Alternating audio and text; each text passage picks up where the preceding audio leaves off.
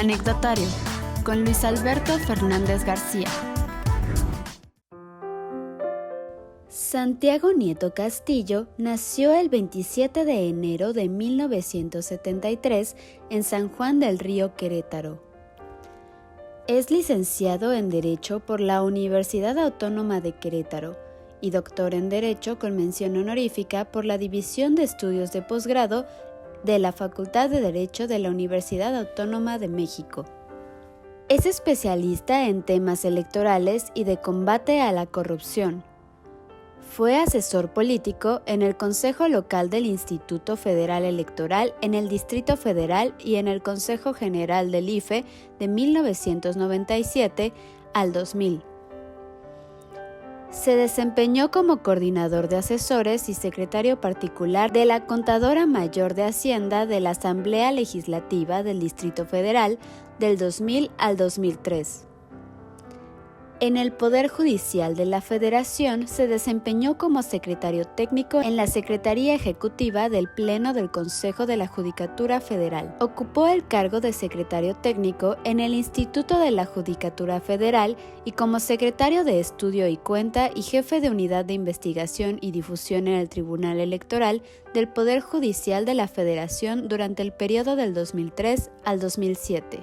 En 2008 fue designado por el Senado de la República como magistrado electoral regional, fungiendo durante 3 años como presidente de la Sala Regional de Toluca del Tribunal Electoral del Poder Judicial de la Federación. Colaboró como investigador del Instituto de Investigaciones Jurídicas de la Universidad Nacional Autónoma de México de 2014 a 2015. En febrero del 2015 fue designado por el Senado de la República como titular de la Fiscalía Especializada para la Atención de Delitos Electorales.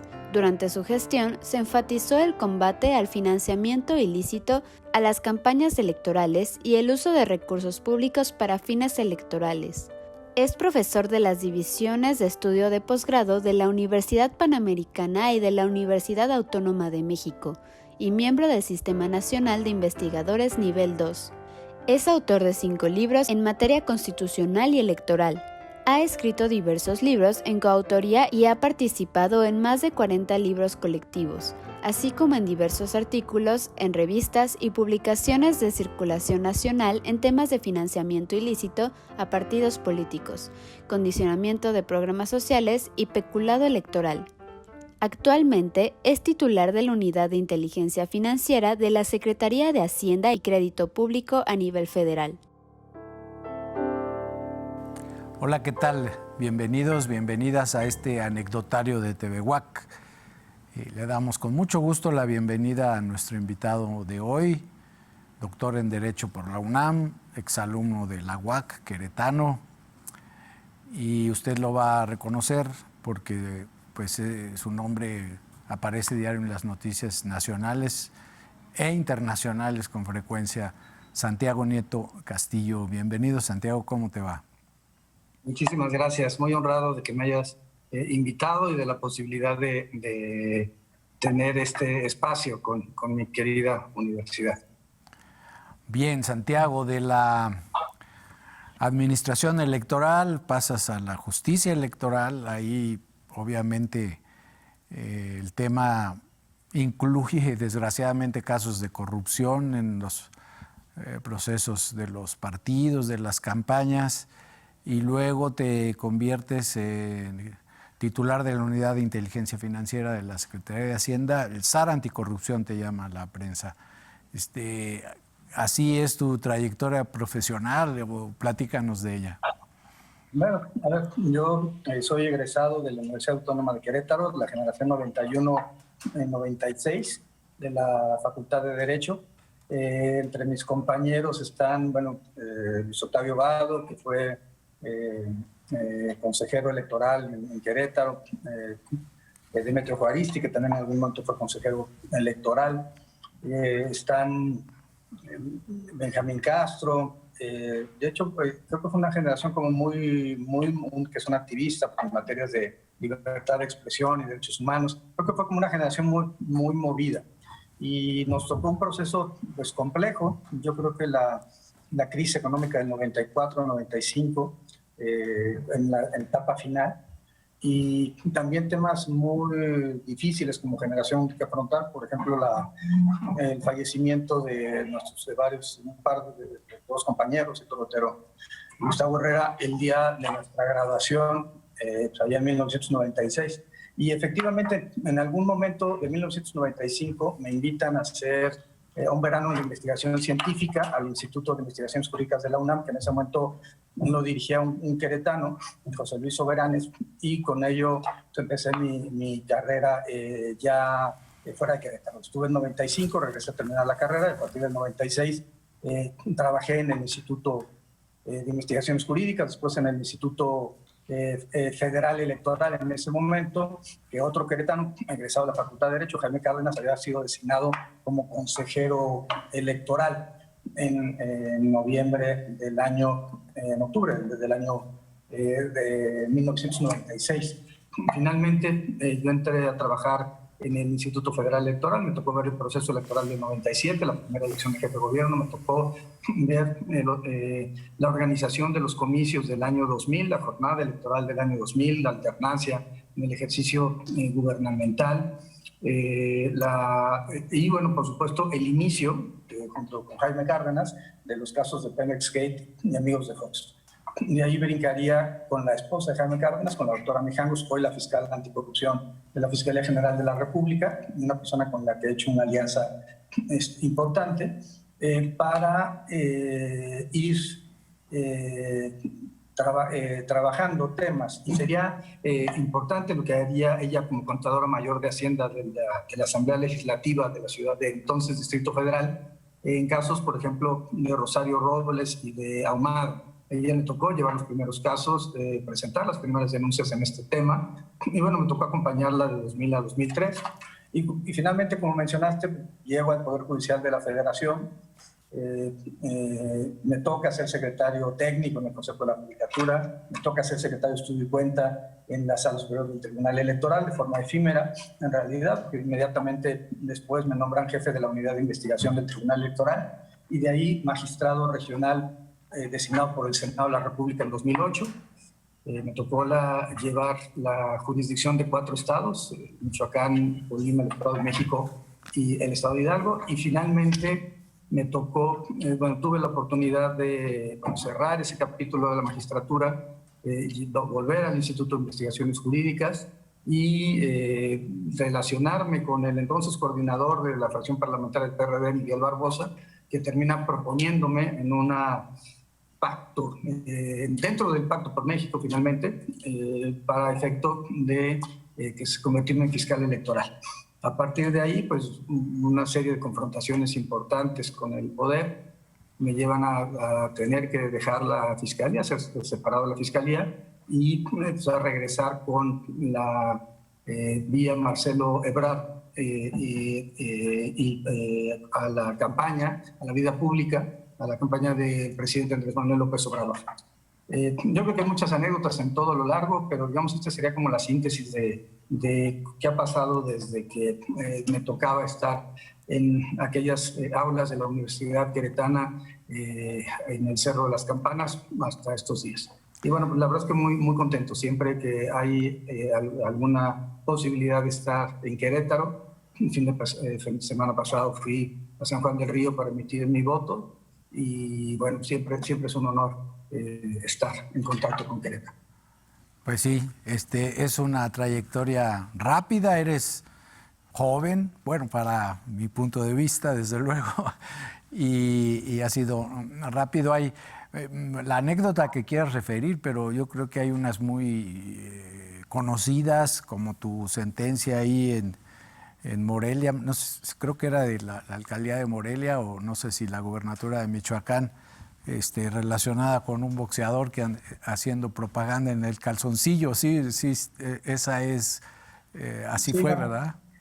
Me acuerdo, sí, nos designaron en 2000, me designaron en 2008 con, la verdad, 2 personas que se hicieron muy amigos míos a lo largo, que fue la magistrada Claudia Pastor, que acaba de ser, bueno, está todavía hoy como diputada federal del PRI, y Roberto Martínez Espinosa, que lo designaron como magistrado en la Sala Ciudad de México, que estuvo trabajando en CFE como jurídico y ahora está en el ámbito de la vida privada.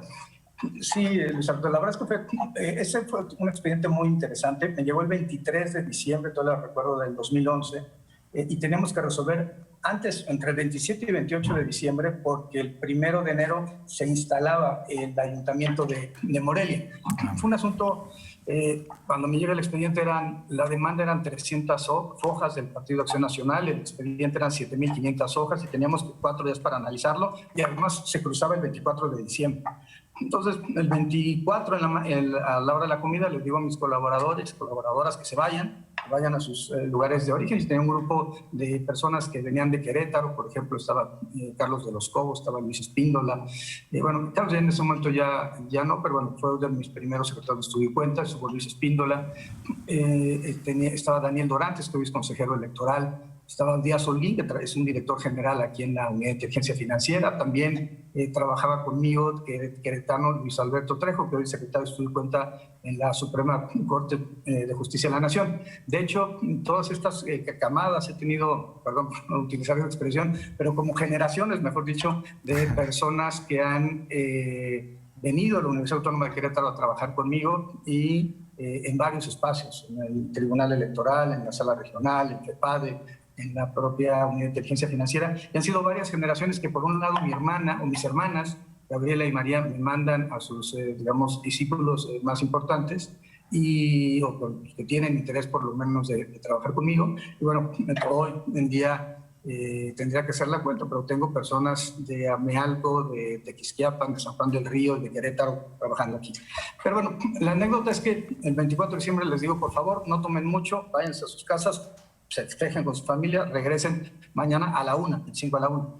Llegan el 25 a la 1, el último rezagado llegó a las 5 de la tarde, evidentemente se veía que no me había tomado en consideración mi instrucción, pero empezamos a trabajar del 25, todo el 26, y el 26 27 en la madrugada, ya habíamos analizado todo el expediente, o sea, llevábamos 3 días trabajando, y pues teníamos que determinar si esas violaciones a la Constitución eran lo suficientemente graves como para que se anulara la elección. Teníamos ahí, de los 12 agravios, 3, a mi juicio, eran fundados. Uno sobre delincuencia organizada en la elección del año 2011 en Michoacán, particularmente la detención de un tipo del cártel de los Caballeros Templarios con propaganda política.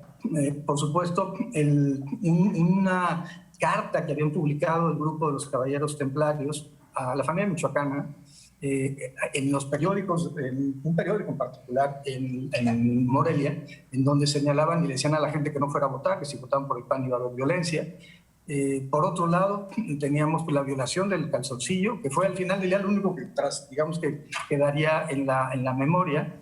Pero bueno, la Constitución prohibía hacer de proselitismo desde el extranjero. La pelea fue un día antes de la jornada electoral.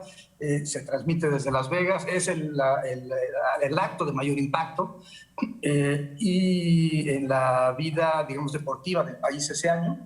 Y finalmente, un tema de transmisión de los cierres de campaña. Para no hacer el cuento largo, eran violaciones constitucionales y la gran pregunta es que si eran determinantes o no para el resultado de la elección. Yo consideré que sí. Circulé el proyecto a las 10 de la mañana, 10, 11 de la mañana del día 27. Le mandé un mensaje a mis compañeros, una carta diciendo que llevaba 2 días sin salir de la sala, lo cual era absolutamente cierto, y que iba a comer con mi equipo, esperando que me llamaran a la sesión. Me llamaron a la sesión como eso a las 5 de la tarde. Total, entre la discusión pública y la privada, acabamos a la 2 de la mañana del día 28. Recuerdo que al día siguiente mucha gente me marcó diciendo, oye, era 28 de diciembre, Día de los Santos Inocentes, que si la Navidad era una broma. Y le dije, no, pues en realidad no, quedamos 2-1 en ese resultado y fue muy interesante. También una reacción muy fuerte, viví una reacción en medios como fuerte, en favor y en contra. O sea, hubo como las dos posiciones. La gente del PAN, por supuesto, en favor, pero también la gente de izquierda estaba en favor de la resolución. Y bueno, la gente pues más bien vinculada al PRI en abierta contra. Pero bueno, gajes del oficio, todavía viviría las elecciones de 2012 y como magistrado regional. hasta concluir ese proceso. Pero bueno, la verdad fue una etapa muy bonita. Conocí a un director de la Escuela de la República Judicial de la República Dominicana que me decía que la magistratura era una enfermedad crónica, degenerativa y a cierta edad incurable. A mí afortunadamente me dio la magistratura relativamente joven, 35 años, se me quitó también relativamente joven, se acabó mi encargo, recién cumplidos los 40. Entonces, pues ya no fue ni crónica ni degenerativa, pero al final del día sí es una experiencia hermosísima la de ser juzgador. Sí, digo, algo te quedó de secuelas porque en realidad tu trabajo está relacionado. Es decir, después, como fiscal electoral, a ver, antes una pregunta, Santiago. Yo he notado que los que están en el poder creen que figuras de contrapeso como un fiscal, que es un acusador, o como un ombudsperson, un defensor de los derechos humanos, tiene que ayudarle al poder y no al revés. Le deben de ayudar a los ciudadanos, digo yo, desde la doctrina, no desde la práctica, desde mi escritorio de politólogo. Y luego, en efecto, como fiscal, pues te enfrentaste al poder y no les gustó y eso te llevó hasta que te separaran del cargo de fiscal. Es cómodo para el poder un fiscal amigo, fiscal carnal, como ya es el dicho. ¿Cómo fue ese encontronazo? Bueno, fueron varios. El primero, la verdad es que había como una especie de acuerdo implícito, nunca esto fue explícito, pero un acuerdo de que a mí le iba a tocar la Fiscalía General de la República, porque la reforma es en 2014, aunque en realidad esto nunca hubo los consensos suficientes para poder llegar a la reforma legal, que era lo que exigió la reforma constitucional para entrar en vigor. Pero bueno, al PRI se supone que le toca la Fiscalía General de la República, el PAN pedía la Fiscalía Anticorrupción y la izquierda pues le tocaba, digamos, en descarte, la Fiscalía Electoral. Hay una negociación, se cumple esta primera parte. Yo recibo también apoyo de Arely Gómez por parte del PRI, por ejemplo. Recibo apoyo también del Partido Acción Nacional y termino siendo fiscal designado prácticamente por unanimidad. Tuve un voto, una abstención de la desafortunadamente fallecida hija de la maestra Esther Gordillo, que en ese momento era senadora del PANAL. La verdad es que llegamos para el proceso electoral de 2015, yo fui designado en febrero, teníamos la jornada electoral en el mes de julio, teníamos pocos meses para poder estructurar, en junio, perdón, y en julio teníamos la elección de Chiapas, que por alguna causa la Suprema Corte la había separado del resto de las elecciones. Entonces yo creo que el primer enfrentamiento en realidad fuerte es en Chiapas, donde fue mi secretario particular, Gustavo Troyer, termina siendo retenido junto con un ministerio público con 5 CAEs del INE en un municipio, en Ocosingo, donde no podía entrar por los acuerdos de San Andrés el ejército como para rescatarlos y donde estuvieron en un tema de peligro de vida, ¿no? Los iban a amarrar y a quemar en algún momento hasta que logran fugarse por un enfrentamiento. La verdad es que desde meses antes, cuando voy a firmar el convenio con Manuel Velasco, pues tengo roces con él. Me preguntó en algún momento si sabía que su jefa era su amiga, Arely Gómez, en ese momento Procuradora General de la República, y sabía que era su tía. Al final terminé diciendo que sí, pero fue un momento muy incómodo, que lo relato en el libro de Sicilias ni Fobias, Memorias de un fiscal incómodo. Y en general, pues las detenciones, detuvimos a mucha gente en la calle con compra de votos, acarreando votantes. Hubo casos de robo de casillas, hubo temas de violencia en contra de las instalaciones del INE, ya era INE para ese momento.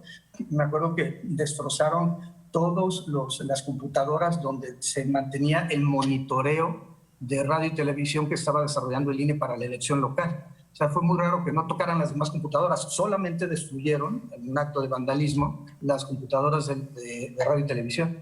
Entonces, la verdad, fue una experiencia muy viva esa elección de 2015 en Chiapas. Y para diciembre se me ocurre ejercer la acción penal en contra del subsecretario de Gobernación, pedir una orden de aprehensión contra él. Y bueno, pues se arma un escándalo, vienen los ataques. Un periódico, la Universal, me dedica 8 primeras planas. Bajo 5 kilos, eso fue como todo lo bonito del hecho. Tocó bajar 5 kilos nada más en esa semana de tensiones. Fueron como 2 semanas, hasta que el INE termina sancionando al Partido Verde Ecologista por otra causa, pero desvía en gran medida la atención. Bueno, me ofrecieron cosas, que me fuera a la embajada en Viena, y yo, por supuesto, que no acepté para quedarme en la responsabilidad. Pero bueno, fue mucha gente, Miguel Barbosa, Javier Corral, Marta Tagle, hubo un sector en Querétaro, por ejemplo, Marcela Steinberg, un sector muy importante de personas que me defendieron públicamente en aquella ocasión.